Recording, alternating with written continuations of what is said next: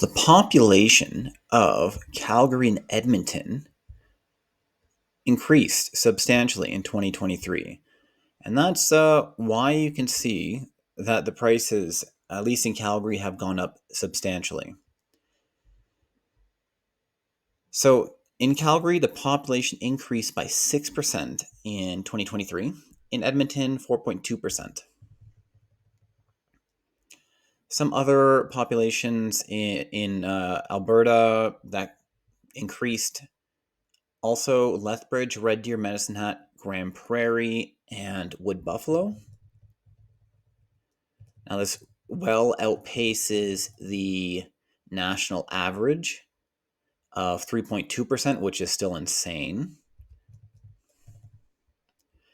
And it's the highest, the national population increased the most since 1957. Again, the number of people we're adding to this country is quite phenomenal.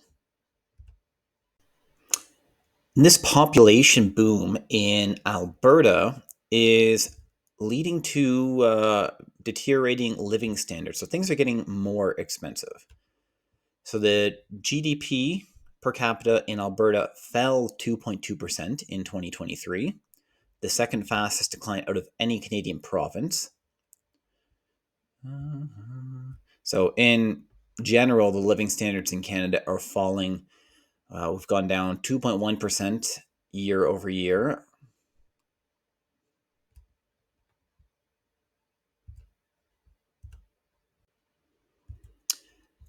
And for the first time, more than 1 million people are now working or looking for work in Calgary. The unemployment rate jumped to 7.7% as the population growth has outpaced the job growth in this city.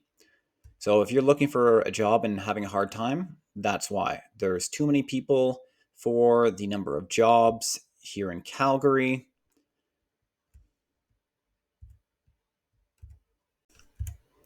And Canada as a whole is facing a declining standard of living. This is our worst decline in standard of living in 40 years. A slump in GDP per person threatens to be the longest and largest since 1985. And you can thank the federal government for that.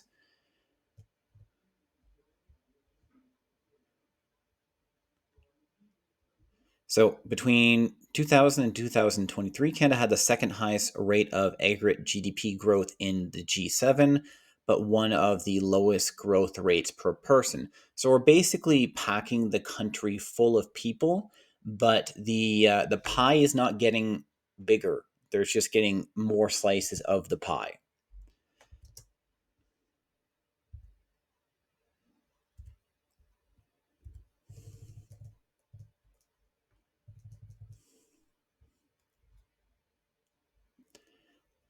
So by mid 2022, the GDP per person recovered by one quarter, and then it immediately started to decline again.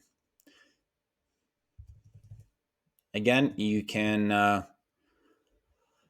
blame the federal government's immigration policy for that. When you bring in way more people than there are jobs, and you kibosh any major infrastructure project, at least any privately funded one, that's what happens.